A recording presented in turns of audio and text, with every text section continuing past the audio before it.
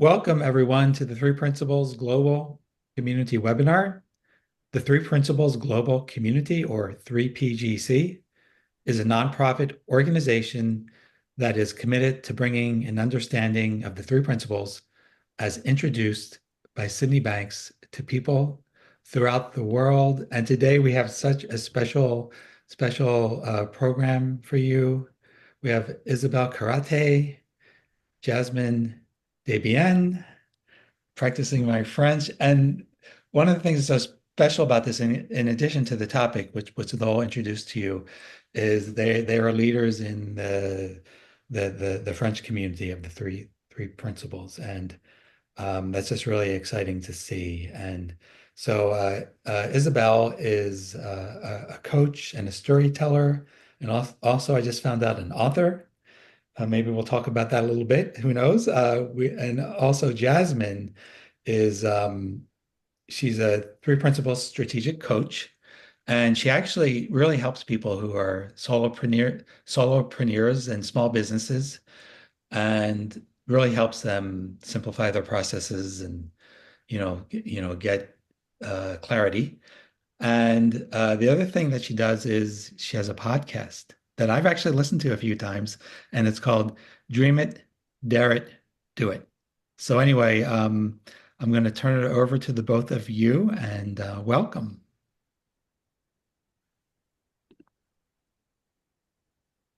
So we are not two, we are three. Because as you can see, Bote is with us. She sits on Jasmine's knees, and it's nice to have an additional guest. She's where I am, she is. Wonderful. So I don't know whether you want to get started or whether I get started, Jasmyne. You go for it. Okay. You go for it, Isa. Okay.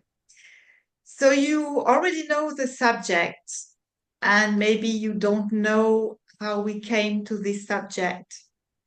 Actually, when we heard from Marina that it would be nice if leaders of foreign communities would present an event, we were very, very honored, very happy to have this opportunity.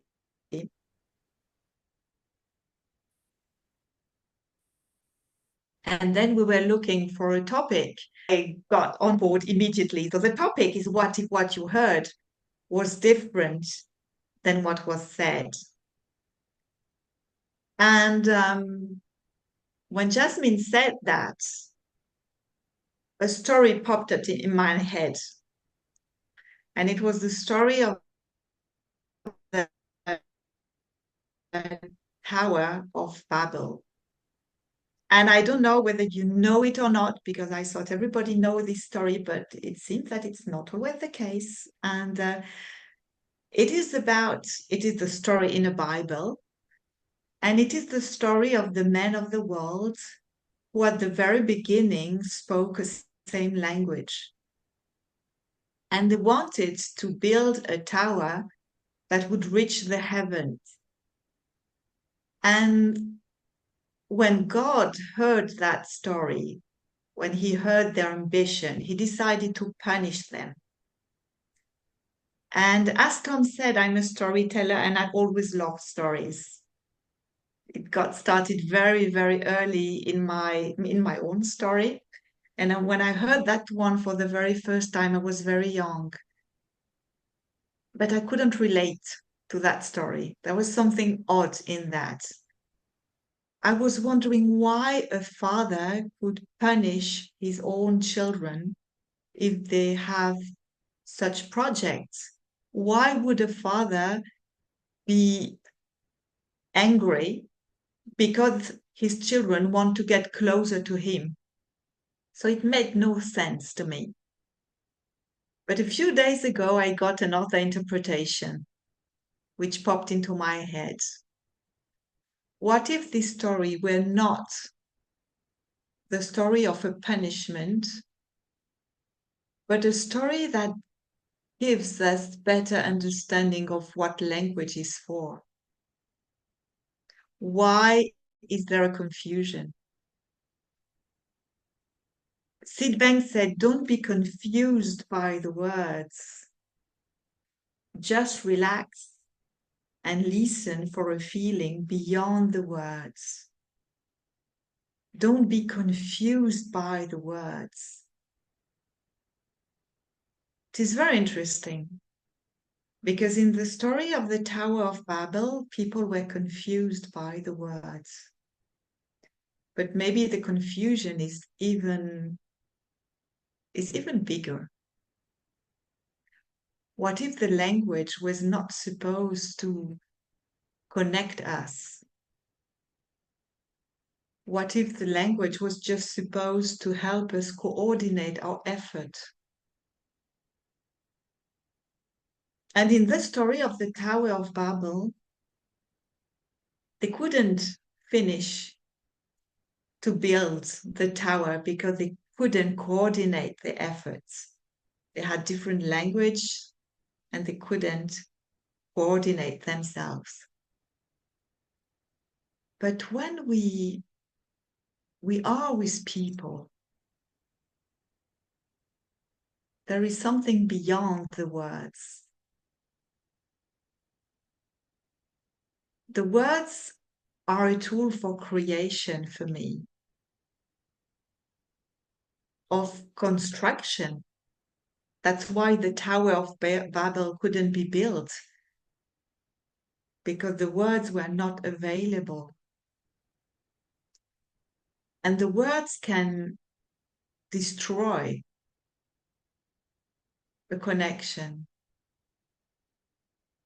So if I think of a tool, for example, a pair of scissors, it can cut something, but it can't put the pieces together. Is it what Sid wanted to say, that we can be confused by words when we think we can count on them to create a connection? So for me, it was kind of saying what was saying Sid Banks, that connection is there, regardless what is happening and regardless of the fact that we speak the same language. And it is even something I have experienced in Bali during holidays. I have shared this story a few times already because it remains in my memory. I was in Bali and I can't speak a word of Balinese, but the lady I met couldn't speak another language. And we spent at least 2 hours without a word. We're not confused by the words. And the connection was there. It couldn't be destroyed by a word. And it is always fascinating to see when we are confused, the only thing we can do is to relax, to let the words go and feel the connection that has never gone anywhere, that has just been blurred by inappropriate words. So that's what came to mind when I'm thinking of what if what you heard was different than what was said. Is it an invitation to stick to the word and try to debate and get the meaning, or is it an invitation to listen beyond the words?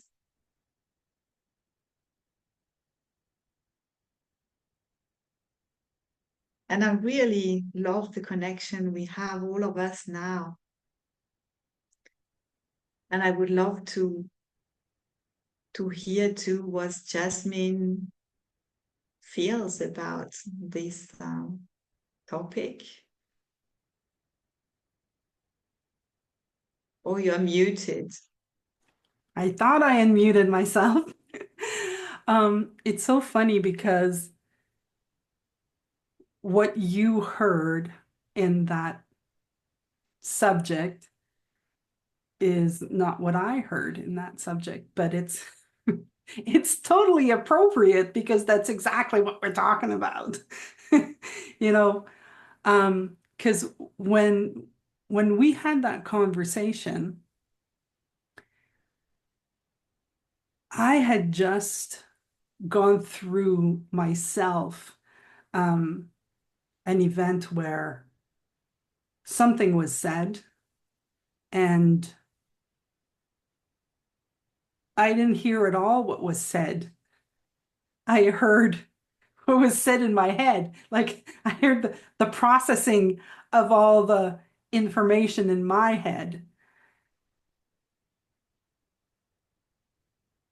And that just was so fascinating to me that it happens. It like somebody says, the sky is blue, and I hear, it's beautiful outside, let's go for a walk. Just like, like I hear something totally not even what is said. And that thing is saying something. Hold on. So, see, and then another thing that came, I'm sorry, I'm kind of changing subject, but another thing that came was how with my dog, I don't have language. I don't have words with my dog. Like I look at her and I know what she wants because it's not about the words. It's about the energy between her and I. And the more that I work in this conversation, I can see how that's what it is also with everybody. Especially I'm French and everybody I talk to is English. Like and I've been doing it for such a long time, speaking both languages, that I know, like for example, I know that I would hear the word brat and I thought it was cute. Somebody called me a brat and I thought that was cute. And I discovered later that it was not cute. So it was always about the definition of. And so that became messy for me until I started to see, well, if brat for me is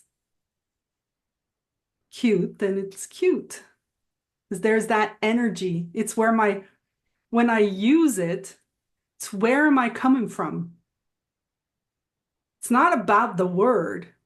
Because I look at my dog and I can say the worst words ever and give her and come from a space of love and come from, you're so cute, but still tell her that she's a bad girl. She's going to only listen to the energy that I'm coming from.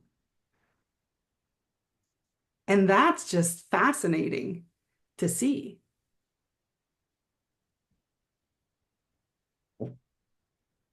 So when Sid says it's not about the words, it's not about the words, can you feel the energy before the words? Is what I heard, Isabelle.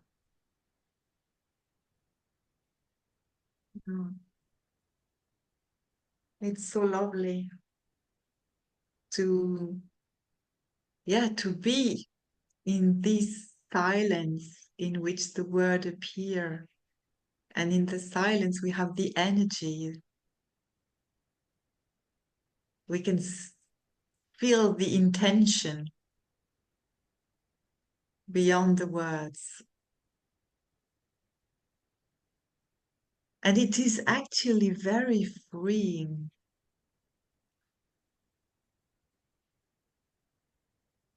We don't have to enter into a debate to try to explain things, but go back to our intention in the silence and let the connection happen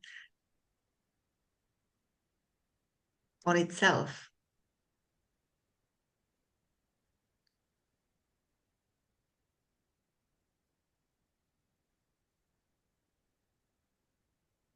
And it's really something now that comes to my mind. When I got started to work, I was in the corporate world as an actuary.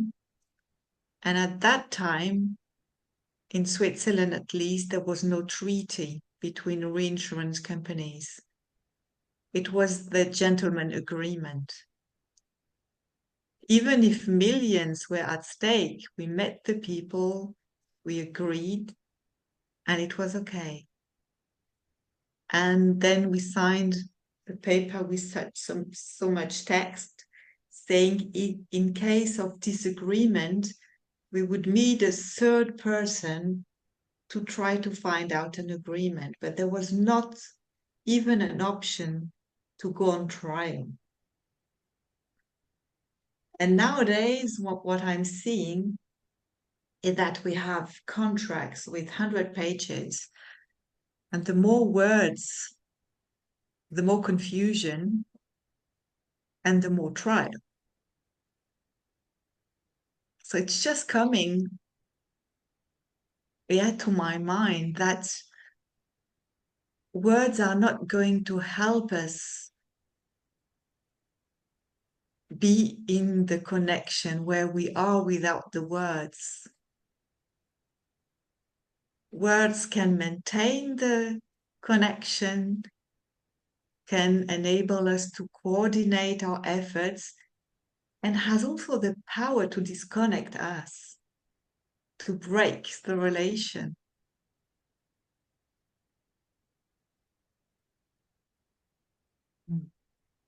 Have you experienced that too?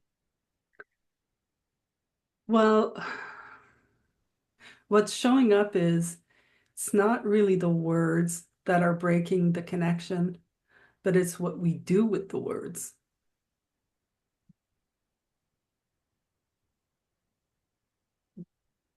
Like in my experience of connection is when I feel disconnected, it's because I'm disconnected. I'm in my head somehow saying why I shouldn't be connected. Because my connection is always there. The only time I'm going to disconnect is when I go up here and I disconnect from here. Because here, I love everybody. And I don't judge anybody.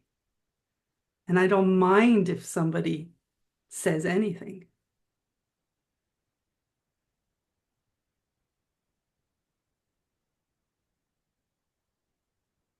So that's my experience of connection.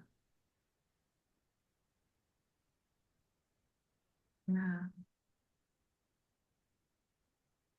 Like there's the words that we hear, and then there's the words that we say. And then there's what we do with the words that we hear and what we do with the words that we say. Like, where were we coming from with the words that we said? And what did we do with the words that we heard?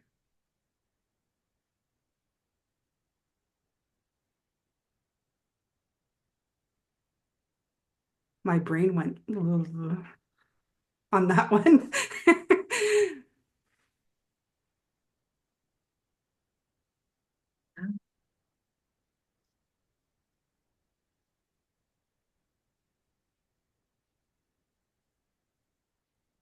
What if we heard that we are loved?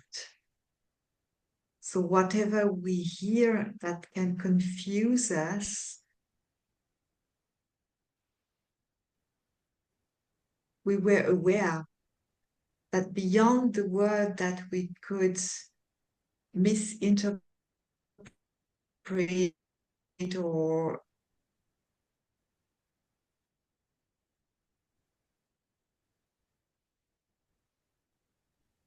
would the communication be different if each time we are interacting, we were hearing that we are loved beyond the words.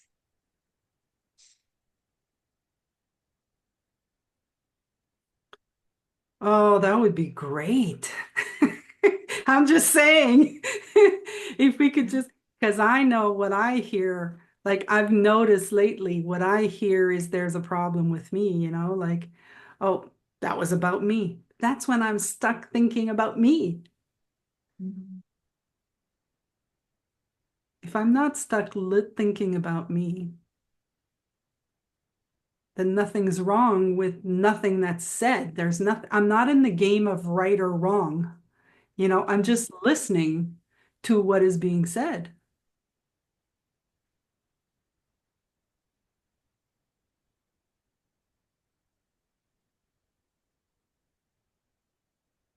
What comes to mind now when you say, I'm just listening to what is being said,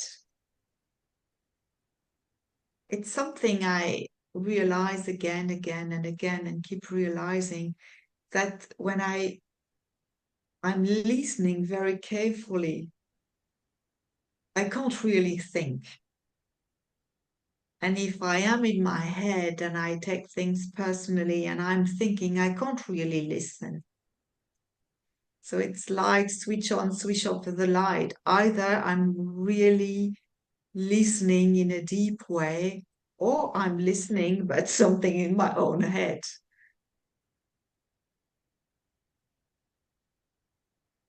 So yeah, we come back to the listening. How can we listen in a way that we have no agenda? We are not thinking I'm going to check whether he's right or not, whether I agree or not, whether what he said is stupid or not, whether I already knew that or not. Just listening as if we had no past, no previous experience, nothing to compare anything with. Would be quite interesting. And I think we've all done it at some point. I think every single one of us at some point has listened and finished a conversation going, wait, I didn't judge anything on that, but now that I'm thinking about it, I should have said this and I should have said that. And why didn't I talk about this? And why? Because we didn't do it.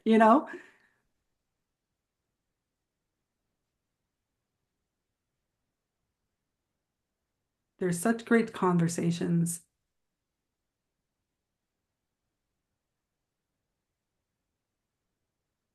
You know, the an exercise that is really cool to do is to like I don't know if a lot of you have other languages. For me, it's easy. So if I want to try and like if I listen to something and I want to translate it into French, well, I can start listening to you and then I start wording it in French in my mind, right? And I did this as for a certain period of time. And what I learned by doing that is that exactly the mental work that I was doing, because it's people think that translating is hard. But when you're really just translating, it's not hard because if you've got your two languages and you know how to speak them, you're just going to speak them. What's hard is we go and validate. So we're translating and then we're like, is that the right word? Was that was said? Did I do it right? And then we're so busy doing that, and human beings, our brain go really, really fast. We can do this very quickly. And that's what's tiring because we're busy in our heads, evaluating, working on whatever we're working on. And that's what we do. That's what we do.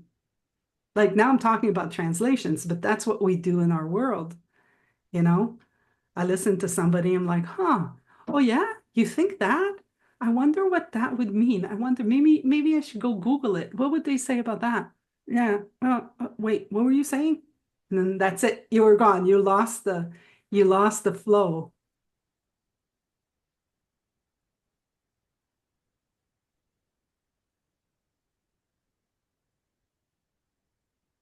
Yeah. And it doesn't even have to be because of different languages.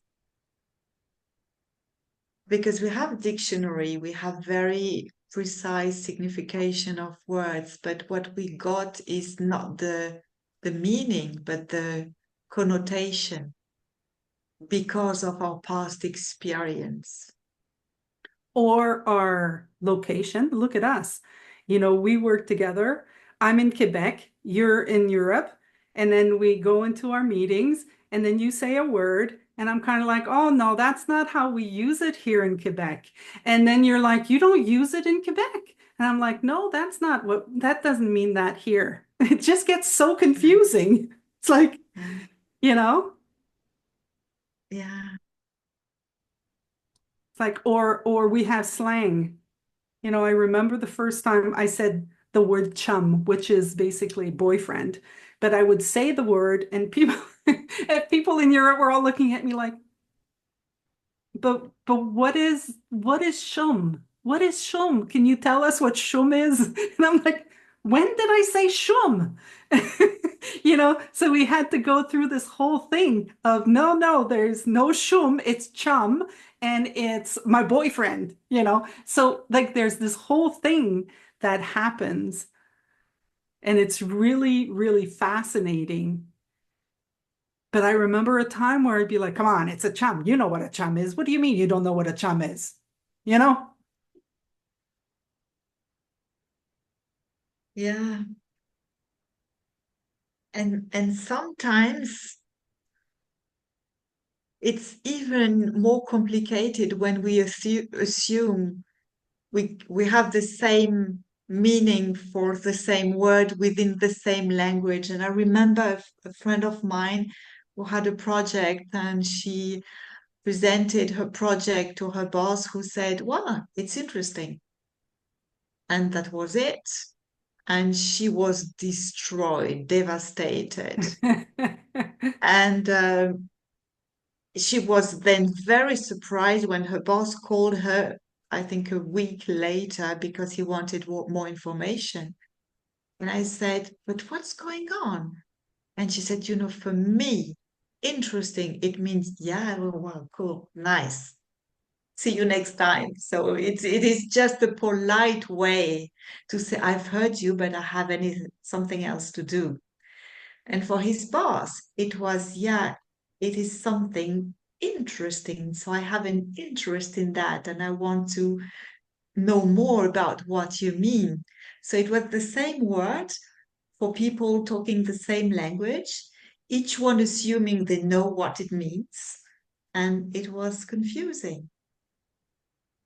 So the question is, would she have been able to get the meaning her boss put on the word interesting by listening to the intention, to the energy, to the silence beyond the words, even though it was not absolutely clear, then she would have had the space to ask and say, what are the words? She stuck to the word. She assumed that the meaning is the same for everyone. And then she got it wrong, See, like most of the time. for me, it's curiosity. I think this is one word that's starting to show up in my world. And, coming from really just if I'm talking to you and I'm listening with nothing on my mind, and then I hear something and I have a feeling like something shows up, I get curious. I kind of ask a question about it.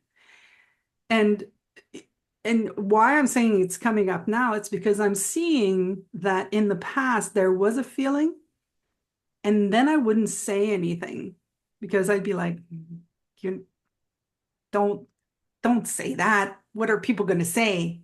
You know, how is it going to look? Or I was stuck somewhere else. Like my intention was in my head, not in my heart. So I would not ask the question.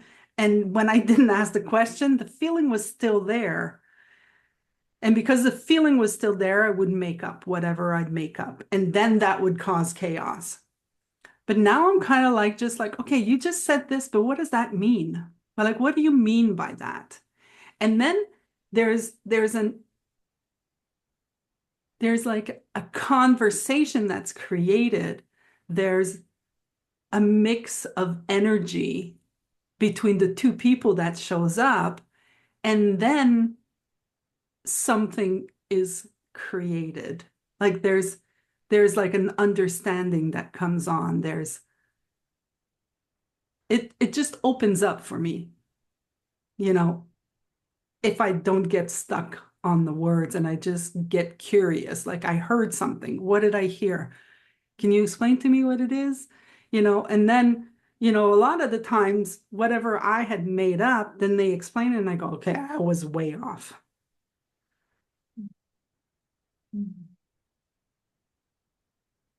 I love that. I really love that because each time I'm curious and I ask, 95% of the cases I'm wrong. Yeah.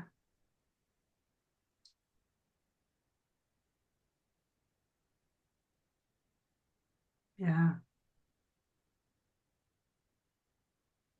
So it's not about the words, but we get feelings from words. So if there's a word that makes you that a question mark pops up on your head in your mind, like if we were cartoons, boom, the little question mark would appear. Well, get curious what I'm playing with right now.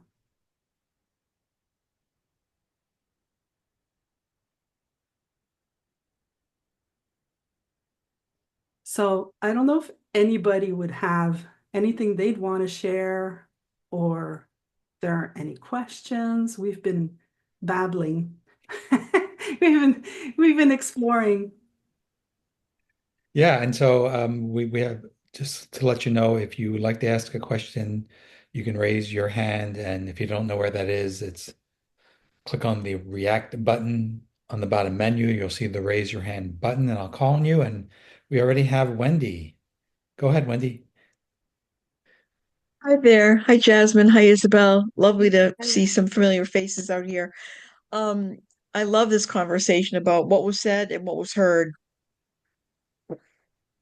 Two different things a lot of the time, and something that I think I heard Jasmine pointing to, which is, yeah, it'd be great if I could think about the bigger picture and connection and filter whatever the words were said or written in a way that says we're all connected by love.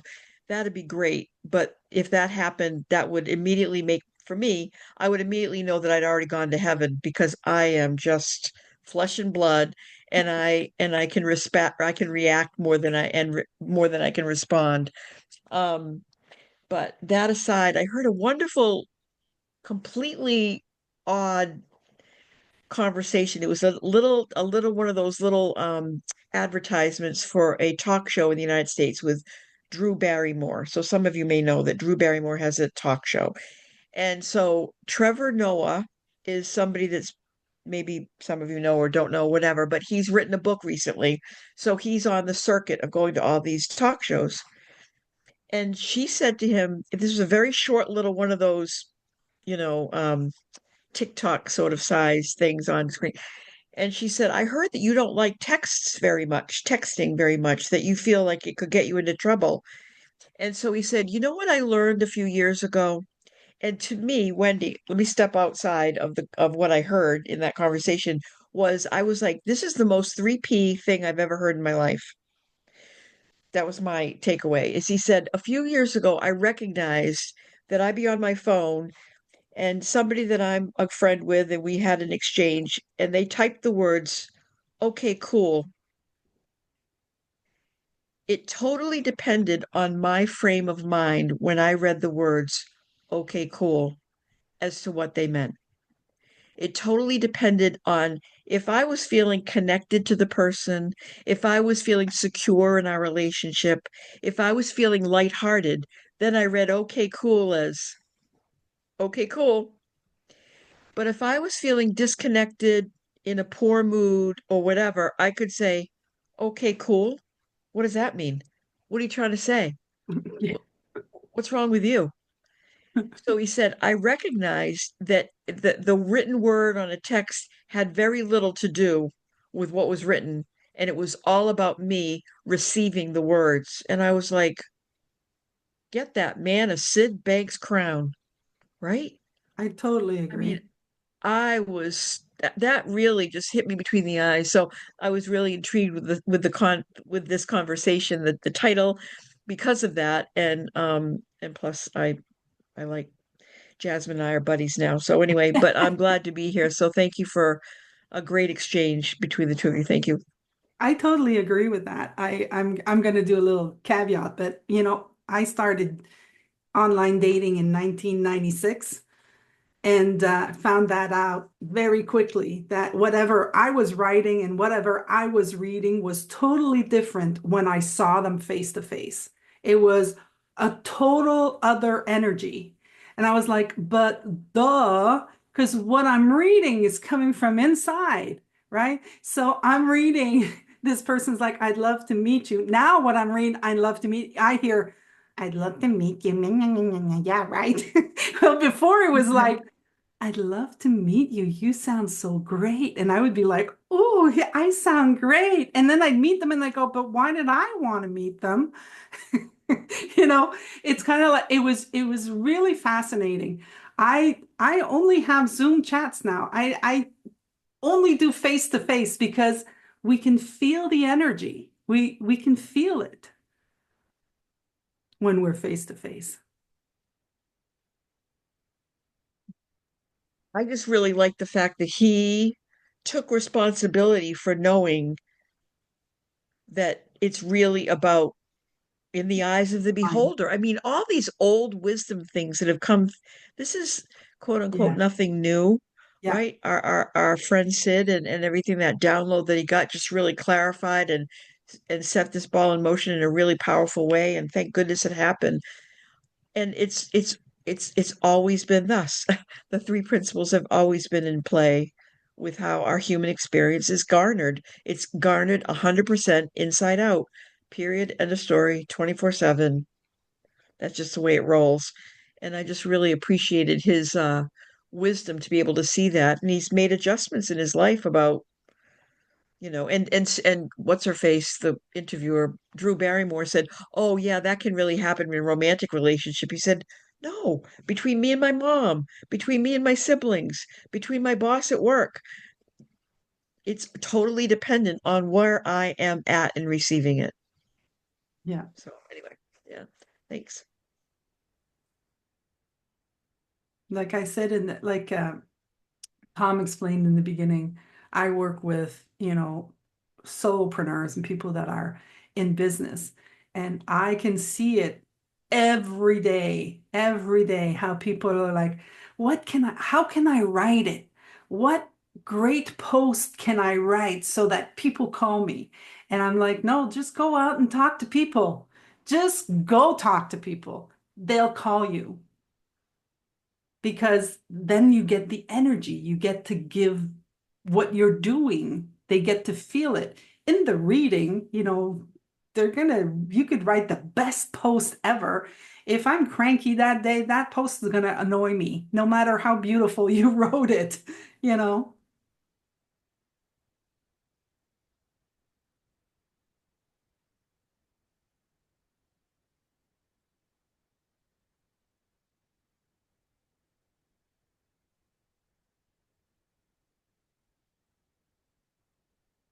who wants to share something, an experience? Yeah, we'd love to hear what you guys have Yeah. heard, if anything, of course, or if there's anything you'd like to. That's the beauty actually of these events. Well, for me, because otherwise we can talk and explain whatever, but I think the connection beyond the words and the sharing of our experiences has something is magic. Because Isabelle and I can talk another hour, just so you know.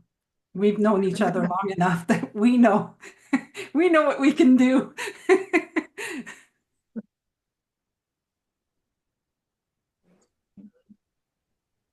Oh man. Ah, Okay, Nancy. Nancy, go Okay. ahead. Okay, great. Oh, what a great conversation. Thank you. Um, what I was hearing, or what was striking me, was, the difference between our own personal minds and the world of illusion and the world of form, and languages of the world of form. And I think you said that. And so it's a wonder that any of us know what in the world is going on at all. I agree. Yeah, it really is. And so the listen to the words. I mean, listen to the feeling is that deeper listening, and just, how well am I able to get there? And I mean, I know we're always there. We just keep leaving and going up into our heads to think about whatever. But just that being in the energy, I think there's something so vibrant about that.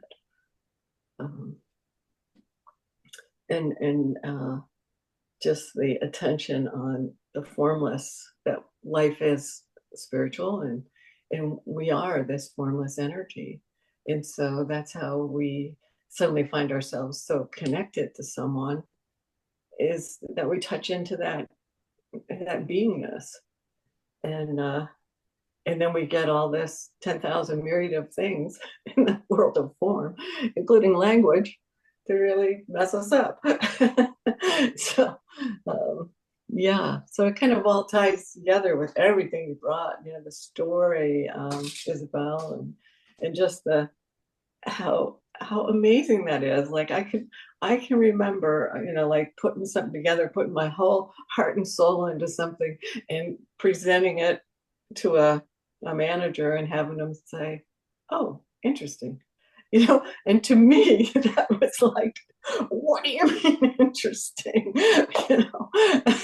Yeah. So that really tickled me, and realizing how much of language is just like we're doing the best we can, giving that we're human in human form.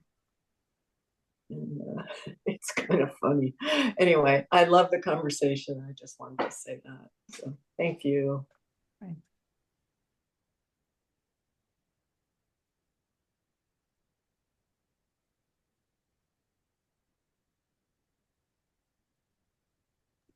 Okay, Dennis. Go ahead, Dennis. Thank you. Amazingly enough, I'm still technologically inept when it comes to Zoom. I used to be so good. No, I'm not. Thank you for having this discussion with us.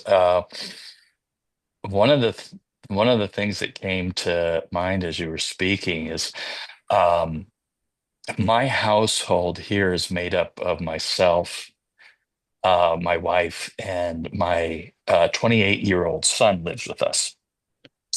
And my wife and I have a great kind of just long relationship together. And I had been through enough relationships where I kind of had come to understand where some of my own foibles in having conversations and listening to arguments came from. So her and I, and she's a social worker, so we kind of blended the ideologies, and we every now and then, occasionally we'll fall into a trap where we don't hear each other when we're having a conversation, and that becomes pretty elevated, but we're actually pretty good at not being that. However, the third member of our house, it was interesting because every now and then we get into this row with the 28-year-old, and we can all three of us be standing in the kitchen, and my wife may say something to him, and you can just see him get very angry, and he starts coming back, and when he comes back, the words come out, just they flood out a mile a minute, just rapidly, and he'll repeat back what he heard and how that disgusts him. And my wife and I will both look at him and we'll say, well, that's not what was said. And he'll go, yes, that is what you said. And it's like, well, honey, no, that's not what was said. And both my wife and I will reflect back to him, and it's amazing that he will have so much conversation up in his head when we're having the discussions and or arguments. And he will try to filter through what we said through what is going on in his own mind, the racing mind with him. And I suggested to him the other day, I said, if you don't mind, I said, and don't do it now. I said, because your thinking is racing and you're up in your thoughts. And I said, but if you don't mind, maybe just a little experiment. I said, the next time you have something that you've heard and it really creates a negative emotion in you, I said, take a moment and take a really deep breath and just in your own head, ask yourself, did I really just hear what I think I heard? And I said, just play with that. I said, don't do it when you're racing in thought because it'll never work for you. But if you can just take a breath and calm down for a moment, just try it. So we have a little experiment here at home. And on another side note, away from that, words. I'm a theater and speech and communications major, and words are just such a big thing for us. And I lived more in a world of words than I did in a world of feelings. And so it's very amazing for me to connect these three P's and to try to absorb, try to hear the feeling rather than hear the words. And it's something that I'm still playing with. I'm still experimenting with. But thank you for what you've shared today. Thank you, Dennis.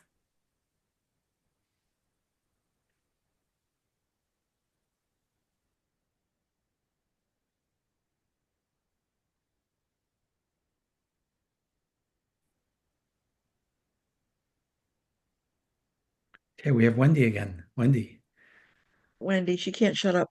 One thing that Dennis brought up that I really appreciate what you brought up, and it reminds me of the George Pransky relationship handbook in terms of assuming the best. Like, I know you're not married to your son, and your son's not married to your wife or whatever. I understand that, but it's good relationship hygiene, if you will, regardless, is the wisdom that George imparts is try to assume that the other person is coming from goodwill. So I wonder if that could be something that could float around in your home, like assume that whatever words come out of mom's mouth or my mouth or your mouth, that we're going to assume goodwill and check ourselves before we go, wait a minute, I don't know, but that's what occurred to me is that underlying, and it's sort of like what Isabelle and Jasmine were talking about, being connected at beneath the feeling, wherever beneath is, above, below, beneath, underneath, between, wherever it is, that there is a connection. And so I love that practical piece that George brings into it.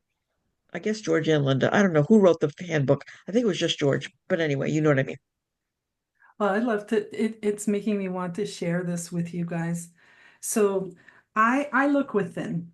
When I see I don't like to be angry or I don't like to be upset. So when that happens, I know I got something going on up here. So I kind of go within. And I was having these conversations with a friend of mine, and he he reminded me of my older brother, and I wasn't talking to my older brother. I hadn't been talking to my older brother since I was like 17. The extent of our conversation was like, hey, hey, that was the extent of our conversations. But before 17, we were always together. We'd hang out together. We'd go, his friends were my friends. We were just very, very close. Then something happened at 17, and when I was 17. And then I decided, that's it, crossing him off the list. That's it. I never going to do that again. And then from 17 to today, just a few years, I made up a lot of things. I didn't forgive him about a lot of stuff. And when I was talking to this friend, I was like, this friend reminds me of my brother. And why am I talking to him without anything on it? Like I could talk to this guy, no problem. And I started looking within, and what I saw was that every time I talked to my older brother, I was talking to him from the age of 17. I'm not 17 anymore. And whenever I talked to him was because of something he did when he was 36. Well, he's now 57. There's a little bit of years that went by. And I saw it. By looking within, I saw, oh my God, every time I talk to him, I'm thinking of him at 36. I'm thinking of him at 17. I'm thinking of him at 25 when he did that and that and that and that. And I saw all of it and I said, okay, stop. So I called him and I said, I'm going to come from nothing on my mind, not the past, not what he should be, what he shouldn't be. I just want to talk to him for who he is. And he came on and he started talking, and I saw how his defense was there. He was like, ready. What do you want, sis? Come on, I'm going to get you. And I didn't do anything. And he would give me, like we had this relationship of let me make you mad because what you just said made me mad. So it was just kind of like, oh yeah, you're like that. Oh yeah, you're like that. Like, the 4-year-old conversation. But I didn't do anything with it. And I saw in his face, like he gave me a little comment and I saw in his face, she didn't react. And then I asked him another question and we continued talking. And then I started being curious and I started to accept his lifestyle. I like my head says, I disagree with your lifestyle. You suck. You shouldn't be. You're bad. You're this, you're that. And I just started getting curious about his lifestyle. And I'm like, you do that? Really? So we started having a conversation. Guys, we talked for 2 hours. When before it was, hey, let me tell you how stupid you are. You tell me how stupid I am. Okay, we've had our conversation. Hang up. 15 minutes, it was done. And if it was 15 minutes, 2 hours, we laughed, we cried. We talked about my mother. My mother's passed away for 6 years. And by the time I had that conversation, she'd been gone for 5 years. Started explaining to me how sad he was. I'm getting emotional just telling you about it. But I was able to let it go. And now I talk to my brother and we just check in and we have these Zoom. He calls me, he's having dinner. He's putting his phone, he's putting his dinner. I'm putting my phone. I got my brother back because I looked within and I stopped holding him, being angry at him for something he did when he was 17 or 36 or 25, because there was a lot, just let it go. And it was beautiful. And I'm so happy that I was able to do that. So I just wanted to share that with you. Thank you.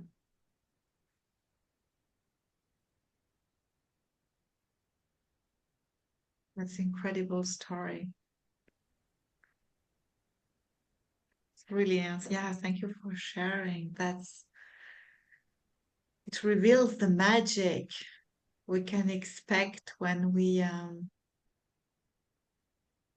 allow ourselves to slow down, to listen, as you said, to be curious without judgment, without wanting to change the other person, just be there.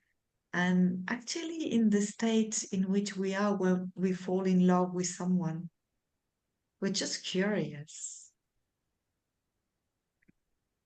And then, if we can do that again, again, and again, we can fall in love with life. Just a wonderful story.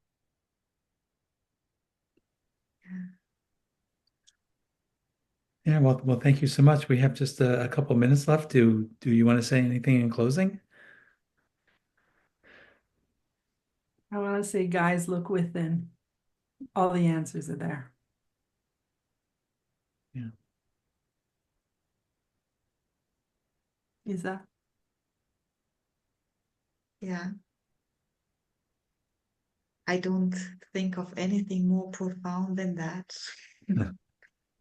I really enjoyed this evening with you and the discussion and for all the connections. So thank you so much. Oh, thank you too. And before we say goodbye, I just want to tell you about the next webinar. It's going to be with Lynn McCright and Teresa Walding. And they have been on before, and they are going to be talking about inspiring nurses and health professionals in transforming the healthcare system. And that's going to be at our usual time, which is 2 p.m. Eastern, and it's going to be on November 26th. So until then, please feel free, if you like, to unmute yourself and say goodbye. And thank you to Isabella and Jasmine. Thank you.